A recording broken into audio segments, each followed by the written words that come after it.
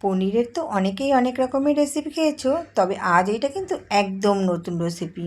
চলো ভিডিওটা দেখে নিই। এখানে কিন্তু পনির নিয়ে নিয়েছি 500 গ্রাম। পনিরটা ধুয়ে তারপরে টুকরো করে কেটে নিয়েছি। তোমরা কিভাবে পনির কাটো অবশ্যই জানাবে, আগে ধোও না আগে কাটো। তো এদিকে যা যা মশলা লাগবে নিয়ে নিয়েছি। একদম নতুন রেসিপি। এই রেসিপিটা যদি তোমরা বানিয়ে থাকো তাহলে জানাবে, আর না বানালে অবশ্যই বানিয়ে খেয়ে আমাকে জানাবে রেসিপিটা কেমন হয়েছে।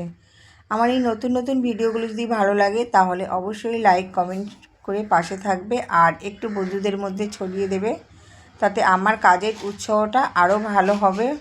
আর তোমরা তো জানোই একটা ভিডিও করতে কতটা পরিশ্রম লাগে। 2-3 মিনিটের একটা ভিডিও বানানোর জন্য আমাদের কত পরিশ্রম করতে হয়। তবে আমি বড় ভিডিও দিই না, আমি সব সময় চেষ্টা করি ছোট ভিডিও দেওয়া, যাতে আমার বন্ধুরা অল্প সময় দেখতে পারে।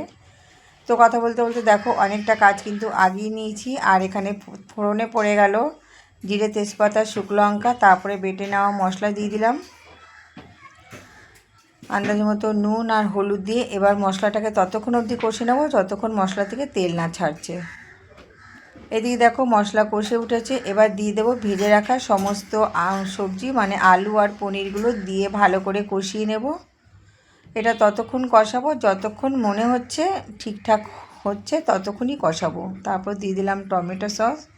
এই টমেটো সসটা কিন্তু একদম নামানোর শেষ মুহূর্তের আগে দিতে হবে। আর দিয়ে দেবো এর মধ্যে একটুখানি জল, সামান্য একটু জল দেব, কারণ জলটা না দিলে মশলাটা সবজির ভেতর ঢুকবে না।